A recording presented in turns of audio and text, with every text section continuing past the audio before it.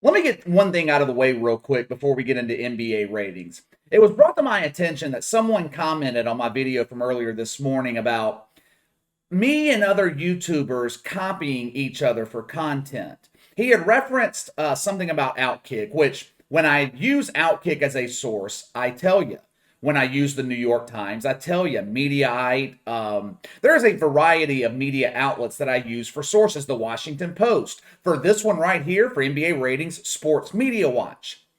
My content and that of other YouTubers who are similar to me, we are going to mirror each other at times, but it does not mean that I'm copying them. It doesn't mean that they're copying me. We just use similar sources. That's all it is. All right, it is that time again. It is time to get into one of my favorite topics, and that's NBA ratings. Normally, when we discuss NBA ratings, I like to bust through the media spin. I know we have a lot of new subscribers here to the channel. We've added over 800 new subs in the last 7 days. So, for those of you who are new to the channel, the mainstream media, they like to cover up the fact that the NBA is struggling. They don't mind telling you Major League Baseball is struggling. If the NFL loses 10 people in their audience, the media pretends the NFL's on the brink of extinction. But with the NBA, the mainstream media, they like to paint the narrative that the league has never been more popular. Now, unfortunately, today, I'm not going to be able to bust through the usual media spin because there isn't any. For the majority of the regular season, the mainstream media has completely ignored the NBA's television ratings. And it's not hard to figure out why. The ratings are absolutely god awful. We will see the media spin ramp up once the playoffs begin, but I want you to remember what I'm about to say. Mark this down, March 9th, 2022. When regular season ratings for the NBA are compiled next month and they calculate averages across the league for the regular season, if ratings are flat or if they're down, I guarantee you the mainstream media is going to blame LeBron James and the Lakers being dog shit as the reason that people are not watching the NBA this season. ESPN and the rest of the media, they want so badly for you to love LeBron James. How come the rest of America doesn't spank off the pictures of LeBron like we do? Don't they understand they are required to worship our king? King. Give me a fucking break. Kings don't worship other men. LeBron James cannot be a king. He worships the true king of the NBA, Xi Jinping. I guess it's better to worship him than provide him with constant fellatio like Adam Silver. If you want to be technical, which is the angle the media is going to take when they eventually discuss the NBA ratings, but if you want to be technical, the NBA is up 20% over last year. Last year was the least watched regular season in the history of the NBA. It would be like an amateur golfer with a handicap of 72 telling you that he parred every hole. I parred every hole today. Yeah, no shit, asshole. We're giving you 4 strokes on every hole. The NBA has nowhere to go but up. I'm going to give you some of the most recent ratings. Then we're going to talk about the most watched games of the NBA regular season this year, and we're going to compare it to past years. And I'm going to show you how far the NBA has fallen. Last Saturday night, prime time, ABC, Lakers Warriors, 3.3 million viewers. KC, this proves LeBron James is still a top draw. He scored 56 points in that game. It drew a huge audience. Yeah, no one gave a shit about that. Go watch my video from earlier this week. I believe it was Monday. LeBron's 56-point performance was forgotten by Sunday morning. So he sent all of us a nice little reminder on Instagram about how great he was while also plugging chicken nuggets. It was weird, but I digress. Outside of Christmas, Lakers Warriors last weekend was the third most watched NBA game of the regular season. It was up 73% from Sixers Warriors in 2020. Now that's great news, right?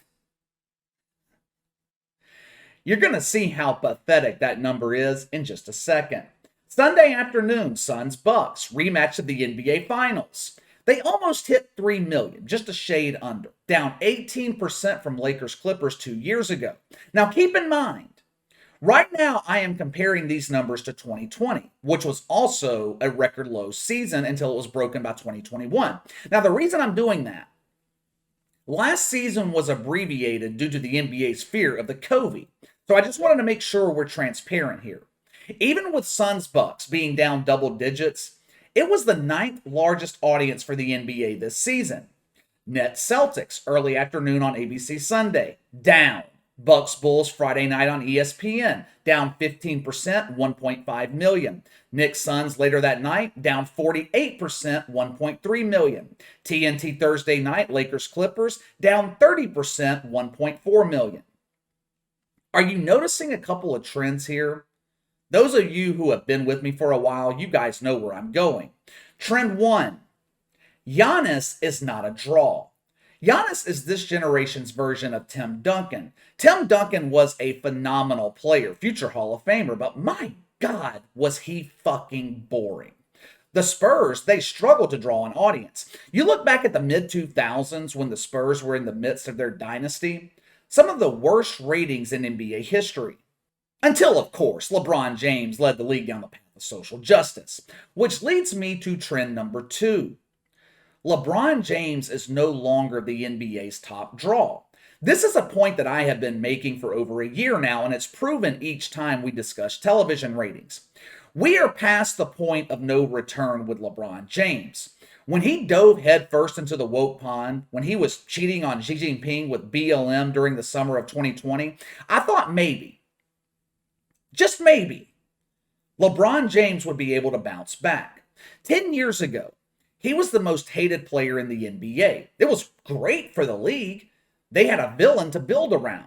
People enjoyed watching LeBron lose, but after he lost that first NBA Finals to Dirk Nowitzki and the Mavericks, the focus shifted to LeBron winning his first title. Fans rallied around him again. He essentially became the underdog, even though the Heat were favored to win the title that year. But there's a big difference in the casual NBA fan not liking you because of the decision and the arrogance involved in that, and the casual NBA fan hating you, looking at you with disdain. People will watch an arrogant asshole.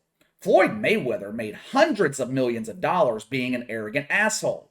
For most of his career, Floyd Mayweather was a boring boxer. Most defensive fighters, they're boring. But because he was so charismatic, because he could make people dislike him to the point where they would pay money to see him possibly lose, Floyd Mayweather was a top box office draw for decades. LeBron James spent years telling the average NBA fan that they're racist, they're dumb for voting for Donald Trump, defund the police. We're nearly 2 years into that, and it's clear. The casual NBA fan is not forgiving LeBron James. Of the top 25 most watched NBA games this season, LeBron and the Lakers are involved in 6. But 3 of those involve the Golden State Warriors, who have 13 of the most watched games. As I have been saying, Steph Curry is the top draw in the NBA, but they will continue to refuse to listen. We can't dethrone the king. He is our deity. He is our object of worship. We can't replace him with Steph Curry. Steph Curry is not woke enough, damn it.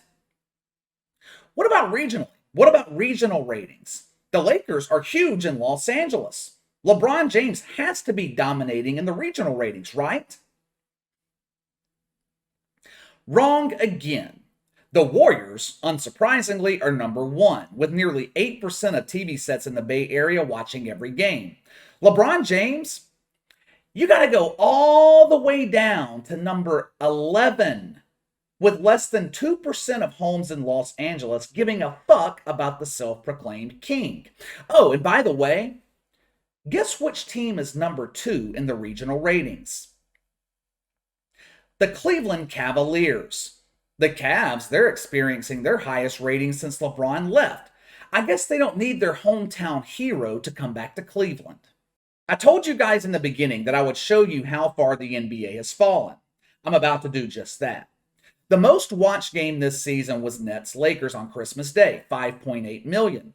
Number 2, Warriors-Suns on Christmas, 5.2 million.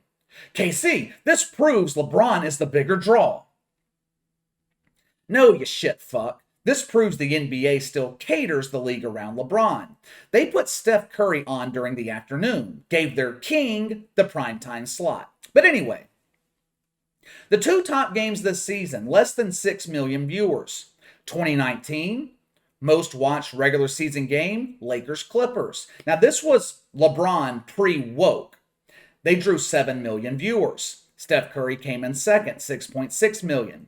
You go back to 2017, most watched game, Cavs Warriors, 8.8 million. 2016, Cavs Warriors again, 11.2 million. So, in the span of 5 years, the NBA has lost 6 million casual fans. 6 fucking million. They have lost more viewers than they've had watch a game this year. Just think about that.